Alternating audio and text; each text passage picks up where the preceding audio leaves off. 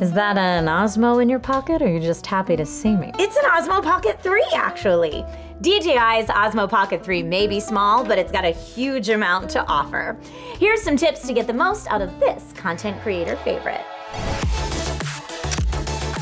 Hey everyone, my name's Trisha Hirschberger, and today's video is all about tips and tricks for the DJI Osmo Pocket 3. So let's get started. When you first activate your Pocket 3, you'll need to do so through the Mimo app. But the app has a lot of other uses too. If you'd like a larger screen to preview your shot on, the Mimo app has got your back. You can also start and stop recording remotely this way.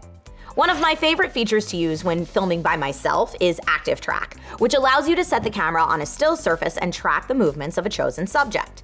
Just double tap the subject on the touchscreen or draw a square around them in the Mimo app, and you're good to go. If you plan on vlogging in selfie mode, swiping down from the top of the screen and choosing FT selfie mode allows the camera to track your face when self-filming. Wearable mode allows you to shoot POV footage while wearing the device. Simply select wearable mode in the settings and it essentially disables most of the device's touchscreen from accidentally interfering with your recording. Swipe up from the bottom of the touchscreen to exit this mode when you're done. The Osmo Pocket 3 offers some nice pro-level controls for the non-auto folks out there.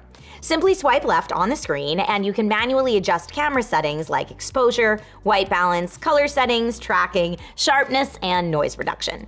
If you're shooting in the manual exposure mode, the Mimo app has some helpful features, like an overexposure alert you can enable, signaling areas of overexposure with a diagonal striped overlay so you know to adjust your settings.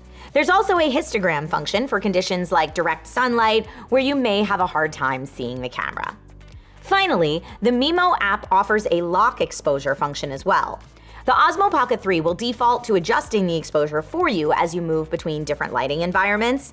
If you don't want it to do that, press and hold on the Mimo screen until a circle with a yellow lock symbol appears. This will lock the exposure and the focus. If you want to cancel a recording, simply hold down the recording button until a red ring circles around the trash icon, and the video will be canceled without saving to the microSD card. One built-in feature that has saved my butt on more than one occasion is the built-in mic audio backup mode. Toggle this on in settings and the camera will save the audio recorded by the internal camera mic to a separate audio file. This can be used with separate mics to record parallel audio on two tracks such as voiceover or ambiance as well. There are so many more tricks we could cover, especially including all the tricks with the DJI Mic 2 included in the Creator Combo Kit. But for now, this is where we bid adieu until tomorrow.